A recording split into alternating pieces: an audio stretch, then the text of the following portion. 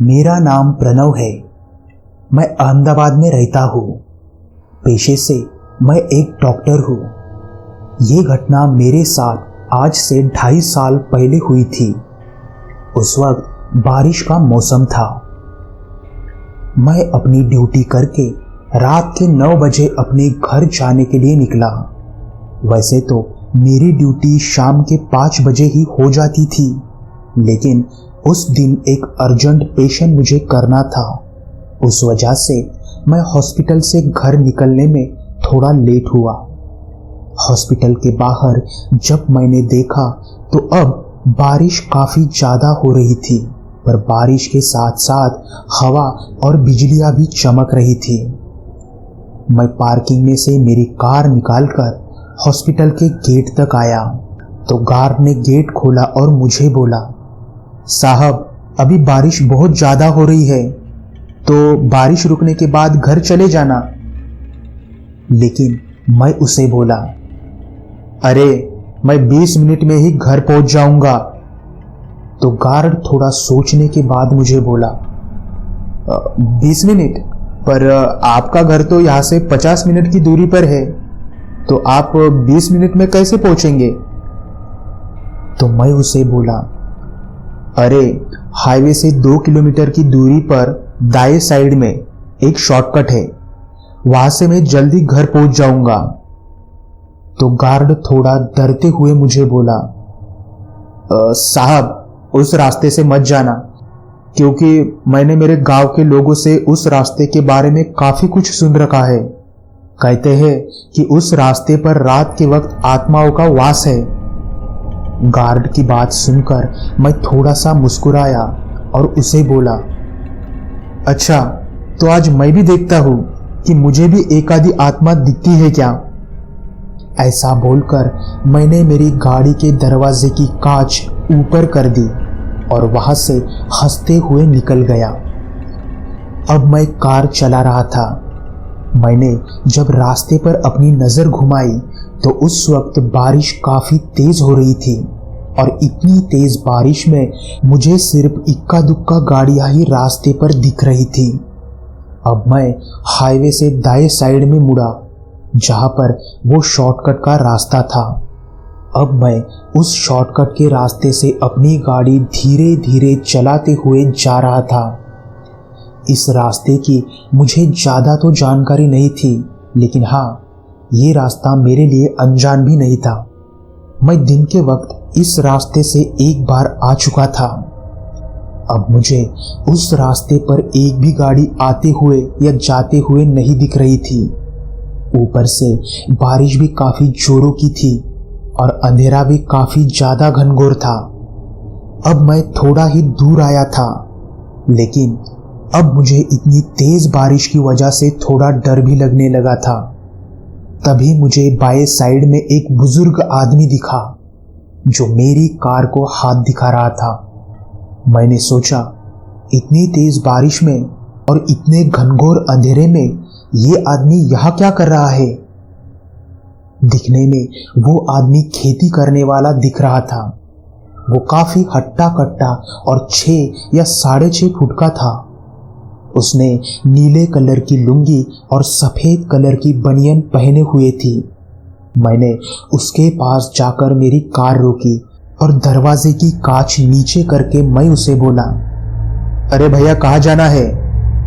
तो वो मुझे बोला, साहब थोड़ा सा आगे तक छोड़ दो, पास ही में मेरा घर है। मैंने उसे कार में बैठने को बोला। वो आदमी मेरे साथ आगे की सीट पर ही बैठ गया। फिर उसने दरवाज़ा बंद किया और मैं कार चलाने लगा। मैं उस आदमी से बातें करने की कोशिश कर रहा था, लेकिन वो आदमी सिर्फ हाँ में हाँ ही मिलाए जा रहा था। वो मुझसे ज़्यादा बातें भी नहीं कर रहा था। कुछ ही देर में हम थोड़े से दूर आए थे। तभी वो आदमी मुझे बोला, साहब यहाँ पर कार रोक दो। मैंने उसे बोला, यहाँ पर? लेकिन यहाँ पर तो कोई भी घर नहीं है। तो वो आदमी मुझे बोला, साहब यहाँ से 25-30 कदम पर ही मेरा घर है, मैं यहाँ से चला जाऊंगा। तो मैं उसे ठीक है बोला और मैंने मेरी कार रोकी। फिर वो आदमी कार से उतर गया और वो कार के पीछे चला गया। मैंने मेरी कार की साइड मिरर से पीछे देखने की कोशिश की, लेकिन वो आदमी अब मुझे नहीं दिख रहा था। तभी मैंने ज्यादा ना सोचते हुए मेरी कार शुरू की और मैं कार चलाने लगा। अब बारिश बहुत ज्यादा बढ़ चुकी थी। अब मैं थोड़ा ही दूर गया था, तभी एक आदमी फिर से मेरी कार को हाथ दिखाने लगा था। मैंने जब उसके पास जाकर मेरी कार रोकी तो मेरे होश ही उड़ गए, क्योंकि जिस आदमी को मैंने अभी अभी पीछे छोड़ा था वही आदमी मेरे आगे कैसे आ सकता है। तभी वो आदमी मेरे कार के दरवाजे की कांच पर हाथ मारने लगा और मेरी तरफ वो डरावनी तरीके से देखकर हंसने लगा। अब मैं काफी ज्यादा डर चुका था। जब मैंने डरते डरते ही उस पर एक नजर डाली तो अब उसके आंखों से काफी ज्यादा खून आने लगा था। उसकी बनियान कंधे से फटी हुई थी। उसके कंधे पर किसी गाड़ी के टायर के निशान थे।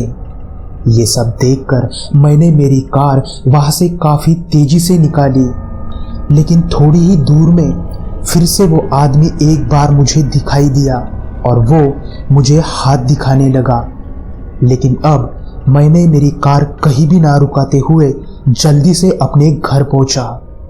मेरा वो घबराया हुआ चेहरा देखकर मेरी बीवी मुझे बोली, अरे क्या हुआ आपको?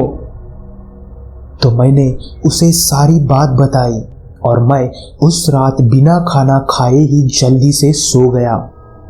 दूसरे दिन सुबह मैं जल्दी से फ्रेश होकर अस्पताल गया और वहां के गार्ड को मैंने कल की पूरी बात बताई। तो उसने मुझे बोला, साहब मैंने तो आपको पहले ही बोला था कि उस रास्ते से मत जाओ।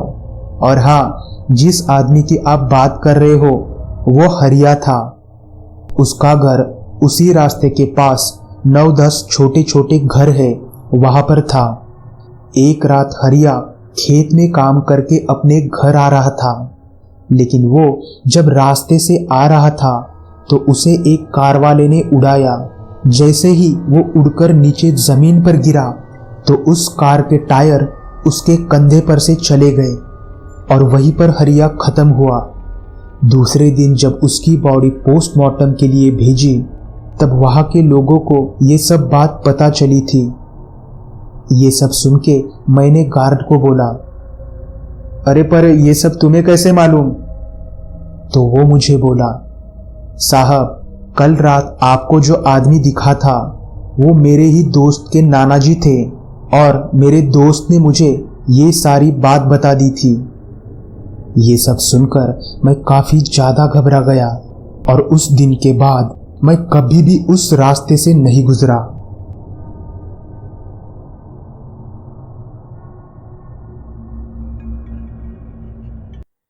तो दोस्तों आज के लिए बस इतना ही। अगर कहानी अच्छी लगी हो तो उसे लाइक, शेयर, कमेंट और चैनल को सब्सक्राइब जरूर कर दीजिए ताकि आपको ऐसी ही डरावनी कहानियाँ सुनने को मिल सके। तो चलिए दोस्तों, अब हम मिलेंगे कल रात ठीक 10 बजे। तब तक के लिए अपना और अपने परिवार का ख्याल रखिए।